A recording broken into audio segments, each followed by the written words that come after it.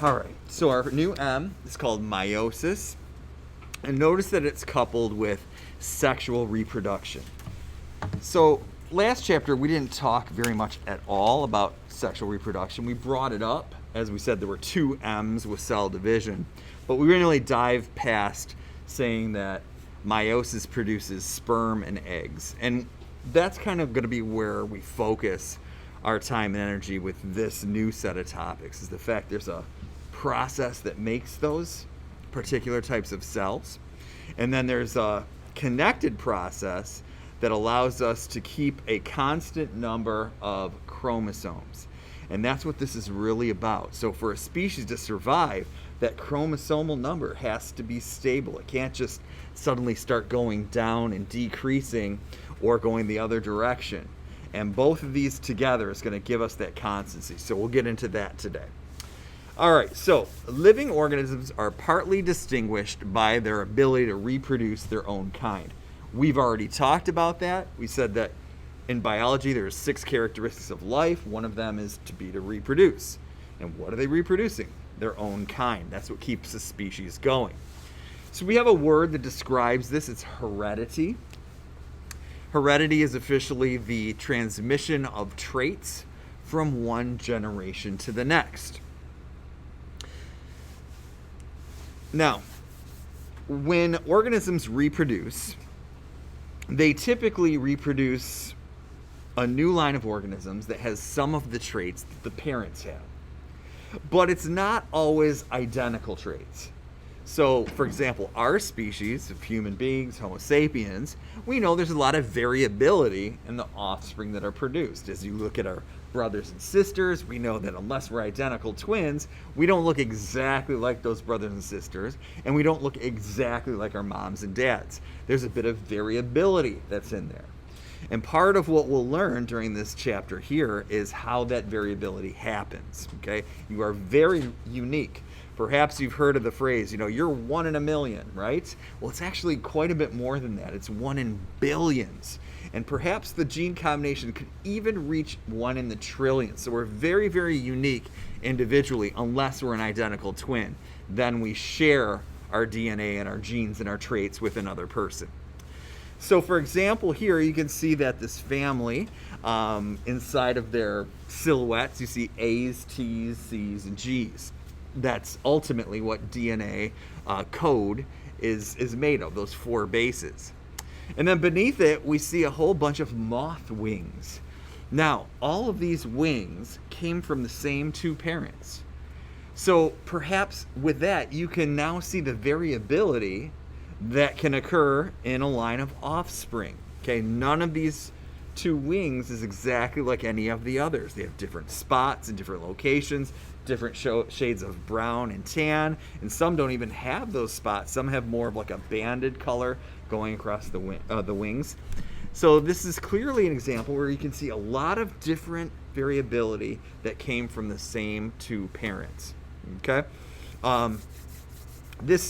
these moth wings are from a particular species, particular group called Saturnidae, and they have, in some of the more remarkable wing combinations, some of them look like, when they open up their wings, they look like eyes of predators. So it's actually something that's evolved as an anti-predator defense. So when it opens up the wings, it looks like eyes staring back at you. And some predators might take a second thought of, do I really want to try against this moth when it looks like, another much larger organism? So nature sometimes has some cool tools that are embedded in these processes here of variability. All right, so offspring will acquire their traits from parents by inheriting portions of chromosomes. So what we're actually getting from our parents we're getting assortments of genes. And we have learned in the past, we were in probably our biomolecule chapter, that nucleic acids like DNA is made of a lot of A's, T's, C's, and G's, but it's certain stretches of those A's, T's, C's, and G's that we call genes that code for something. Often they code for proteins, but sometimes we've learned as technology has brought us further and further that it's more than just proteins that can be inherited. Sometimes the A's, T's, C's, and G's of DNA are like volume knobs. It can turn up how much protein you make or turn it down. So even though it's nothing actually made from a certain segment of DNA, it can be ultimately coding for how much of something that we need and produce that. So they are the units of heredity and are made up of segments of DNA at their core.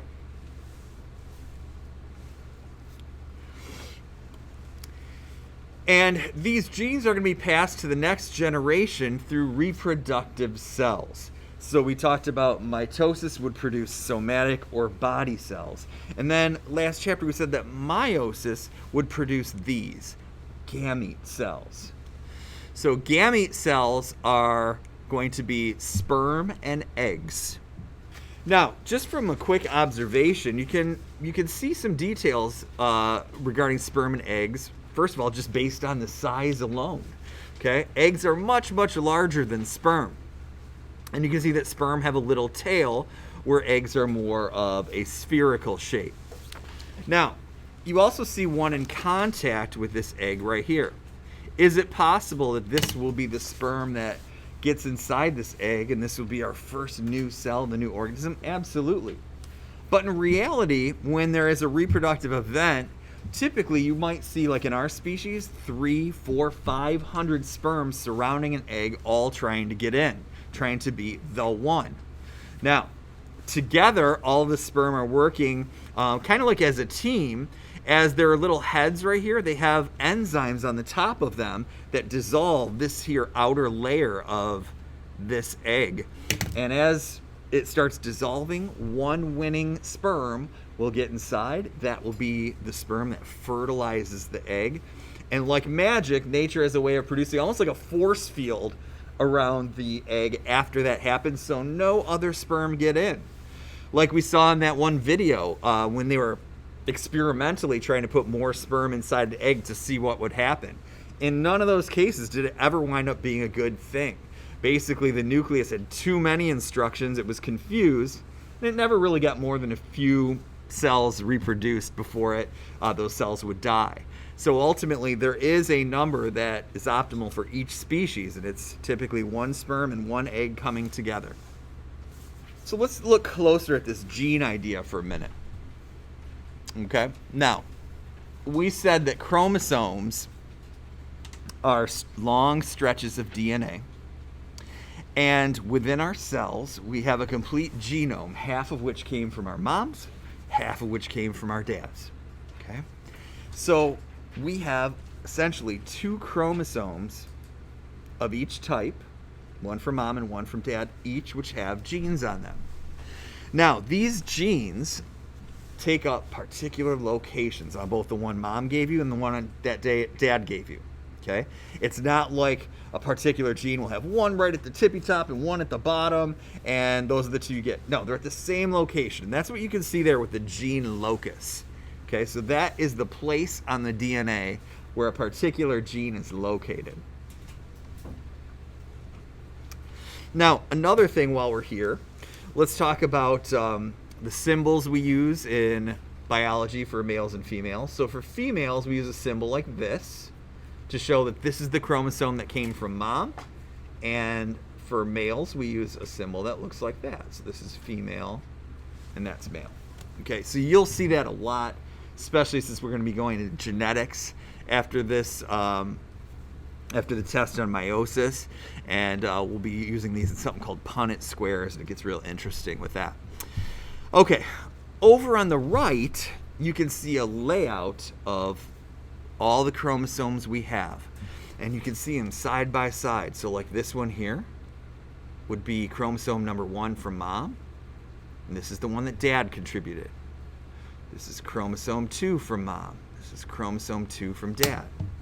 And remember, you get a pair as an offspring of your mom and dad. So in each spot, one all the way to the end, we have 2 chromosomes in that position, one from mom and one from dad. We know that DNA is what goes into the chromosomes, and you get one set, like I just said, from each parent. We've been told now a number of times in this class that, in your adult body, you have about 100 trillion cells. And by and large, most of them are going to be the type that have 23 pairs of chromosomes. Last chapter, we called those somatic cells, your body cells. We said the only ones that didn't really qualify for this were the ones that were made in the sexual organs called gonads. Okay? Now, being that we have 23 pairs in 99% of all of our cells, they have a name, these pairs. They're called homologous chromosomes, or just homologs for short. And you can see in the picture, bottom right, we have this cool looking layout of all of the chromosomes there. And you can see put some cool fluorescent coloring on them. Again, they look like little rainbows. But one thing I want you to notice is how the colors are the same for each of the pairs at the same location. Again, those are our gene loci. It's the plural of locus. That's where they're at. And we can just kind of obviously study DNA and chromosomes in each species by laying these out and seeing what's there. Okay? So this over here, this is called a karyotype. When you're able to look at all of the chromosomes that a species has, you lay them out and notice that they are all the same size in each position. So chromosome number 1, the one from mom and the one from dad are the same length. But if we were to compare that against something in the middle, you can see they're much, much shorter as you work your way down the karyotype. And then there's even one spot in them where the two don't look anything like each other. That's right here. And we're going to get into this one in just a minute. Okay? But the other 22 pairs, they definitely look the same from the mom and dad's chromosome. Okay, so we said they're the same length. They carry genes controlling the same inherited characters. Here you can see the karyotype much larger. And if you look at some of the matching colors, let's do kind of like a hypothetical. Let's say that this green gene locus right here, it controlled eye color. Okay, so this spot here, whatever the A's, T's, C's, and G's say, it controls eye color. And maybe mom's chromosome, we'll say that mom's is over here on the left. We'll say that hers codes for brown eyes, okay?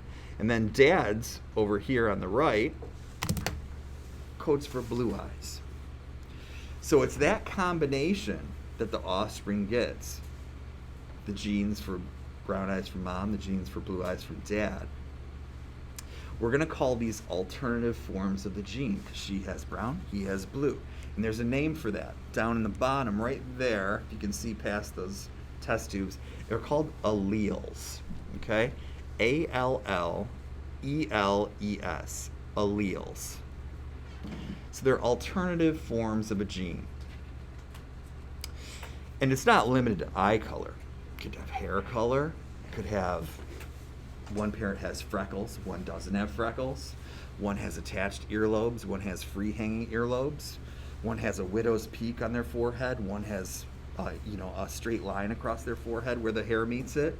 So genes, there are a lot of them. There were estimates that the humans had between 20 and 30,000 genes.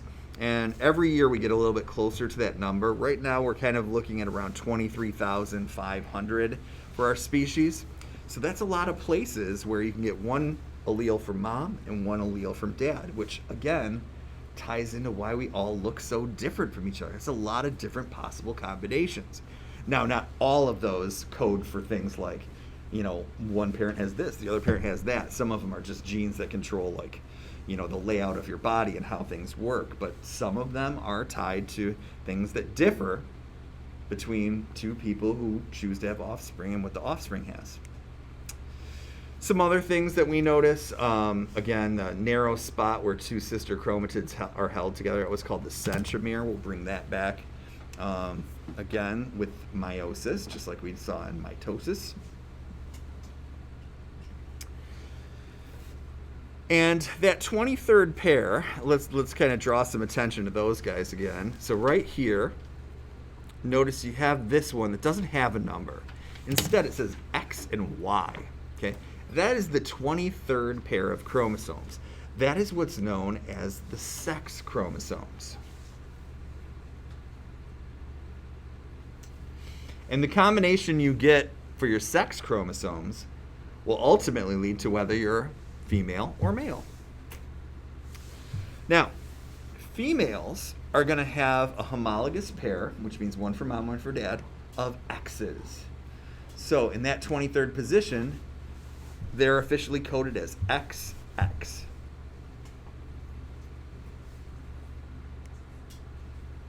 Males, on the other hand, they have one X and one Y.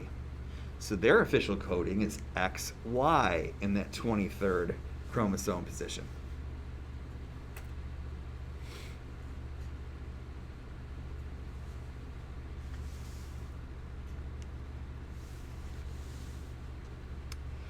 The other 22 pairs, they don't have anything to do with being male or female. Those are called autosomes.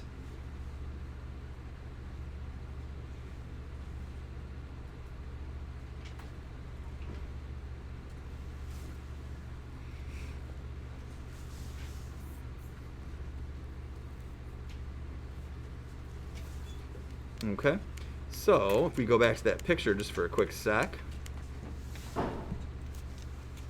So all of these, come around here, there we go. Everything I just went around in yellow, these are all your autosomes. And this one right here, these are your sex chromosomes. I'll put SC. Okay? So you know the difference. All right, so we said that each pair consists one from each parent. And that gives us a total of 46. So if you have 22 pairs, 22 times 2 is 44, and then you have your two sex chromosomes, that's 45 and 46. So you got 46 chromosomes, that's two sets of 23. 23 from mom, 23 from dad.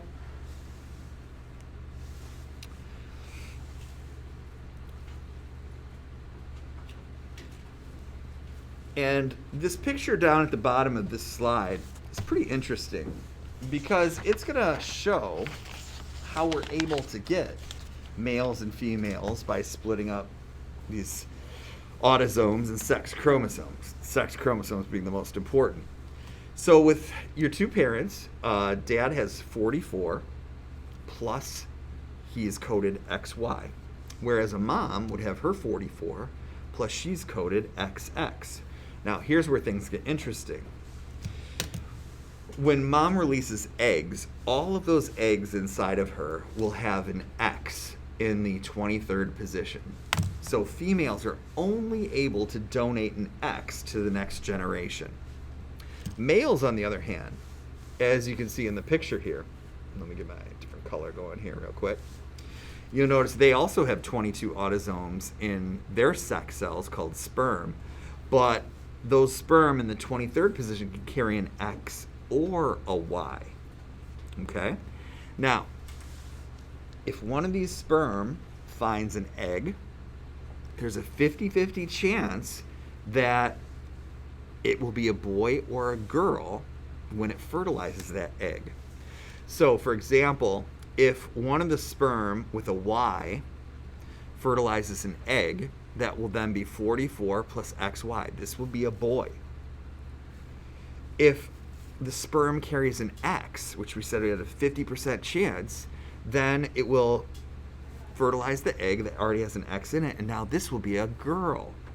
So it'll be the first cell right here of a brand new baby girl or baby boy based on what the sperm had inside of it. So females actually don't have anything to do with controlling the sex of the baby of the next offspring, where that choice is basically made by which sperm fertilizes the egg. A sperm carrying an X or a sperm carrying a Y. Okay? The question will often come up like, well, I know this family and they have 4 brothers and there weren't any girls. Or I know this girl who has 2 sisters. There's no boys in that family. How can it be 50-50? Every time there's a reproductive event, there's a 50-50 chance at that time, okay? So if I had a quarter right now and I flipped it 4 times, is it possible I could get 4 heads in a row? Mm-hmm. Definitely. Is it likely? Probably not, but I could. It's happened before, right? Is it possible I could get 3 tails in a row for 3 girls? Sure, absolutely. So as the number of events gets larger, the possibility of that probably goes down quite a bit, but it is possible. It's mathematically possible. And with 7.5 billion people on the planet, there's a lot of math that's involved there that could definitely make some all male families and all female sibling families as well. Okay, so I just kind of want to put that out there to clear up any misconceptions. So when you have 2 sets of chromosomes, we call that diploid, and the official coding is 2N. It means you have 2 sets of chromosomes.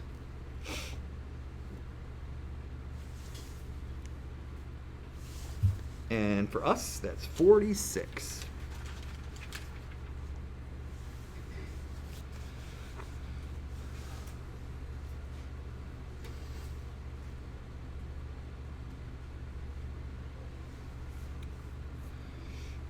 Sometimes I'll often hear, so we're 46, so is that like the most that animals can have? And the answer is no. That number has nothing to do with like how sophisticated of an organism you are. Because if you look, a goldfish has 94 chromosomes. A potato has more than we do. Okay, so it really has nothing to do with like sophistication or how far evolved you are or anything like that. It just is. It's what evolution has produced. All right. Now, I really like this slide because there's a lot here, a lot to unwrap. But what we can see is there's 6 chromosomes in that cell right there. 3 are red and 3 are blue, okay? So let's go ahead and talk about what some of these words mean. When you see maternal, that means female, okay? So all the red ones came from a female. And when we see paternal, okay, think like pa, those are from the male. Okay, so all the blue ones are from the male. So we have 6 total chromosomes here, 3 pairs. In each pair, one came from mom, one came from dad. And what's even better on this one is the fact that they're in 3 sizes. So you can see you have a large size, a medium size, and then a small size, okay? Here's large, here's medium, and here's small. You just leave it there on the corner. All right. Now, another thing to notice is that each of the structures is a double structure. So what that means is that this has gone through S phase. It's gone through synthesis because that's where our DNA content was doubled up. And when we do that, we say that we have now made sister chromatids. Okay? So right here, for example, we can see that we have 2 sister chromatids on Dad's large chromosome that he passed on to this offspring. And remember, the word sister, when we're talking about chromatids, has nothing to do with being male or female because, you know, both of those chromatids came from the dad. So they're made of sister chromatids, just the phrase we use. Next, let's kind of take a look at a homologous chromosome pair within a nucleus. Here we go. There's mom's, there's dad. They're both of the medium size. So these are a pair of homologous chromosomes, or homologs, we said, for short. One from each set.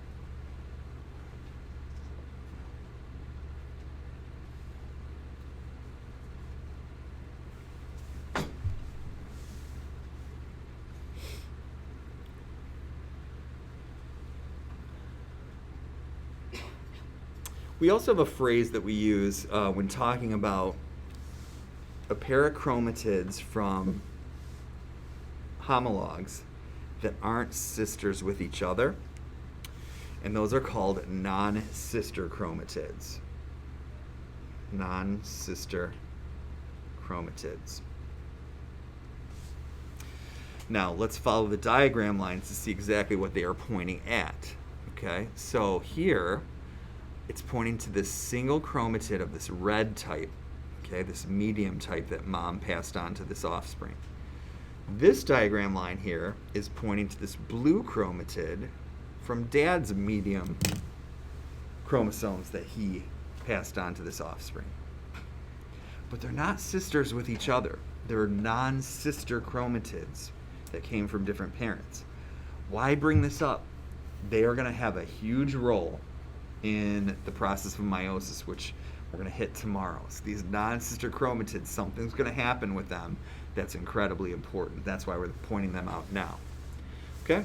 And then lastly, again, remember that the word centromere represented the narrow waist, the narrow band of two sister chromatids that are stuck together.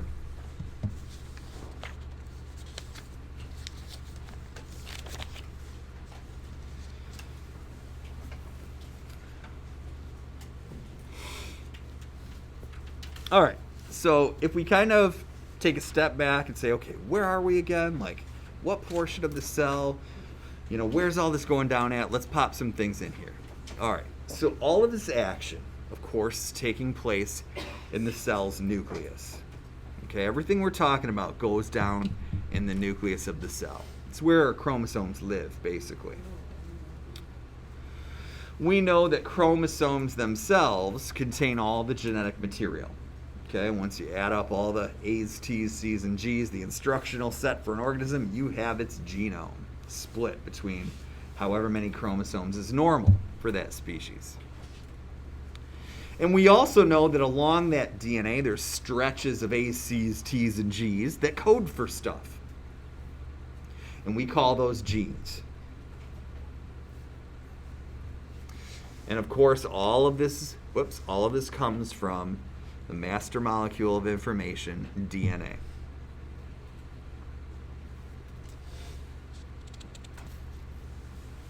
All right, any questions at this point? Any questions on chromosomes, homologous chromosomes, anything? Okay. All right, so following up to what we were talking about a few slides ago, we dropped the term diploid again, which brings us to the other term that covers gametes, sperms and egg. Okay, so sperm and eggs are all haploid. They have a single set of chromosomes inside of them. So we code them with the lowercase n to represent a single set of chromosomes. So for our species, that would be 23, because it's half of 46.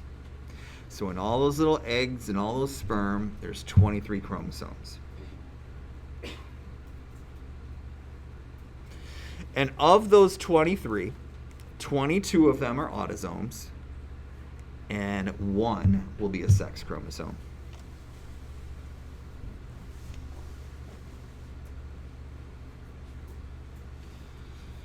As we mentioned earlier, every egg will always carry an X.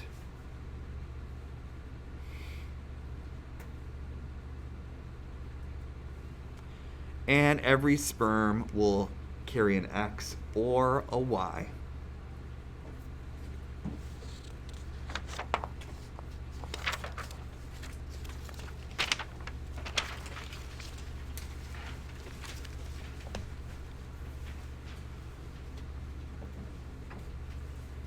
All right, so the next thing we're going to do is we're going to talk about what happens when one of these sperm and eggs meet.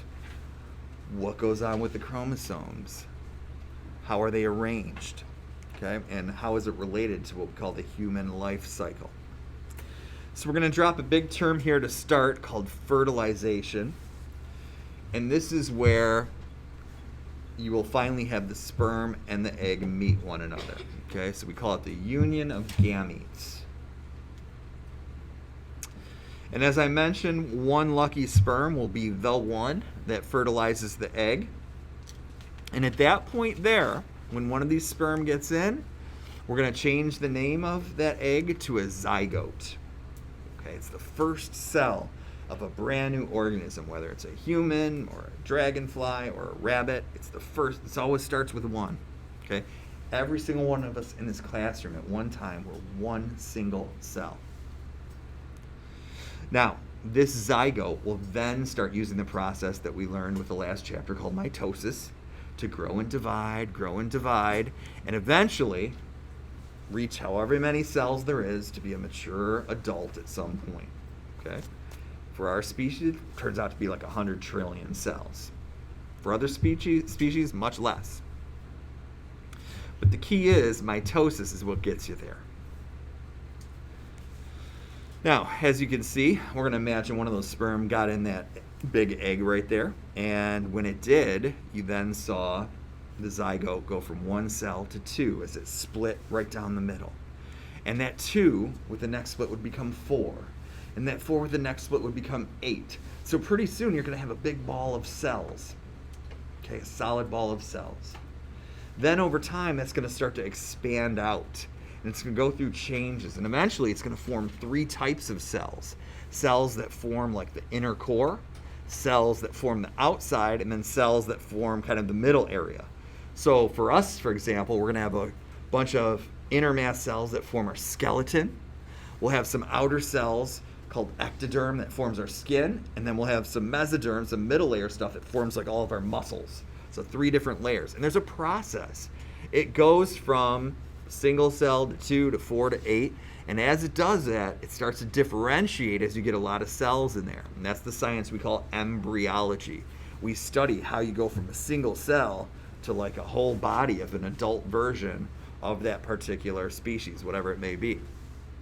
So that's a pretty cool set of topics. Those of you who choose to go on to Bio 3, you might learn a little bit about it there. Those of you who decide to go a science pathway later, you'll learn a lot about it in that pathway.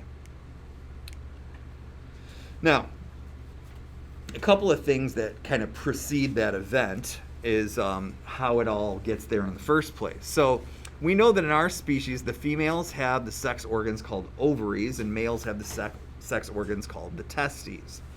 And here's a picture of what they look like, okay?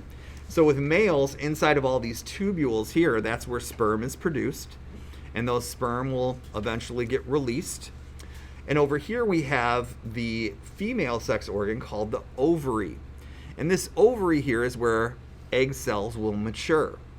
And once a month, what will happen is an egg will be released from this structure here into this structure here called a fallopian tube. And it's inside this fallopian tube where that egg has a chance to be fertilized if sperm are present. If sperm are not present, there's no chance that it will be fertilized and female will not be pregnant. But if there are sperm in there, there's a chance that they may fertilize the egg. That egg will continue to move forward. Actually, when I say forward, I mean down this path here to a structure in the female body called the uterus. And if the egg is fertilized, it may implant in the uterus wall, and at that point we have a zygote that's going to ultimately embed into the uterine wall and then start going through changes and get bigger and bigger and eventually become a baby. So gamete cells, which are produced in the testes and ovaries, are the only types of human cells that are produced by the process called meiosis, rather than last chapter's mitosis.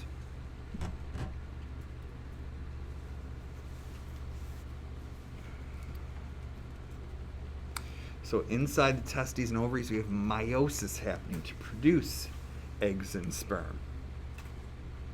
And those cells, like we said earlier, they have 1 set of chromosomes, not 2.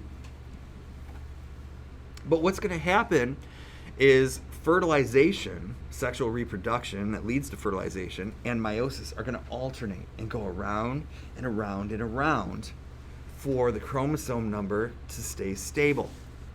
Okay? So what we're trying to do here is conserve the chromosome number.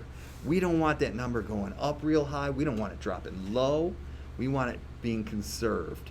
Even if it has to change and then come back, which it actually does, that's how we conserve the chromosome number. We saw it with mitosis.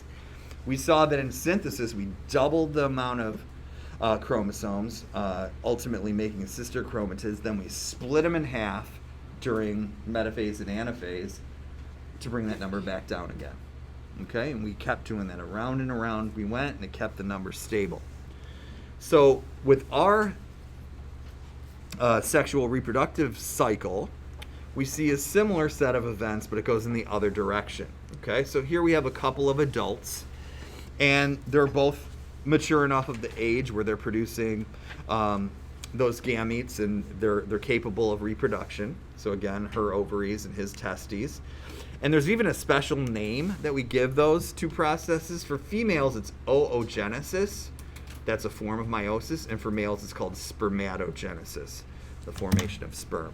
Okay, so those are essentially the meiotic processes, the process of meiosis that happen in each sex.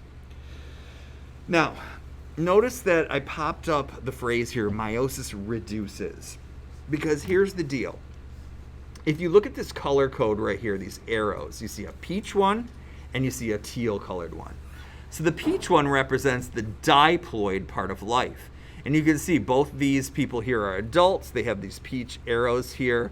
And it's right here at meiosis where you see it change from a peach colored arrow to a teal colored arrow, because the cells that are produced here, the eggs and the sperm, are now haploid. They have half the number of chromosomes as they did as in their diploid form. Okay? So that's what it means when it says meiosis reduces. It cuts the number of chromosomes in half for the egg cell and the sperm cell. Then, if they have a reproductive event that leads to fertilization, what's going to happen is this sperm is going to get inside of that egg there. And at that moment, you go from two individual haploid cells right back to that diploid condition. 2N. You double it up. Because if there's 23 chromosomes in an egg and 23 chromosomes in a sperm, 23 plus 23, you're back to 46 again. Okay? And then this is going to be the first cell of the brand new baby, the next generation. And after a few 100 million divisions and you have 100 trillion cells in an adult again, then this offspring will be able to reproduce on its own. And it will go through that same cycle of events if it has the chance. Okay? Any questions on that? So to go kind of with the meiosis reduces, we could say that fertilization doubles. Okay? So you go 23 times 2, or 23 plus 23 is 46.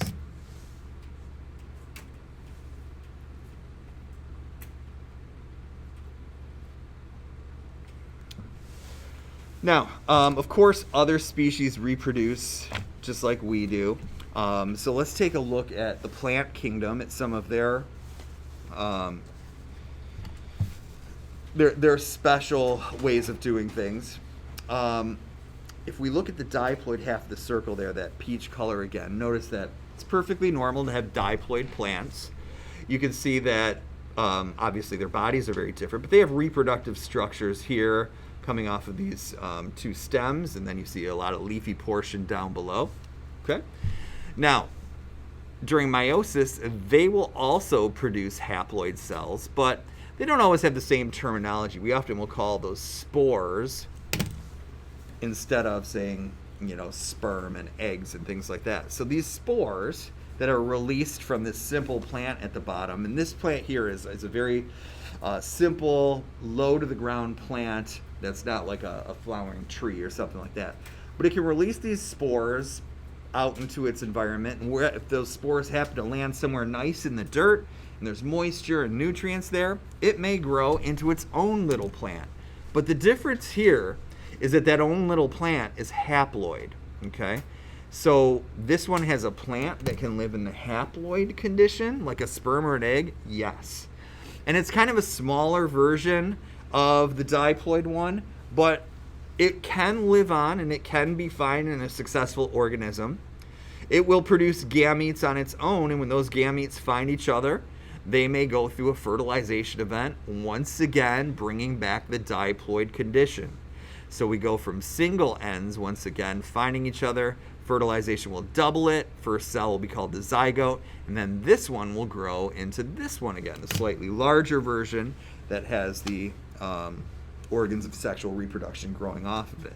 So there's a lot of variability even in the reproductive life cycles of things on the higher end. Okay, so everything, all life around us in the natural world is very unique, from the plant kingdom to the animal kingdom to fungal kingdom, bacteria. Everyone has their own strategy for reproduction and surviving.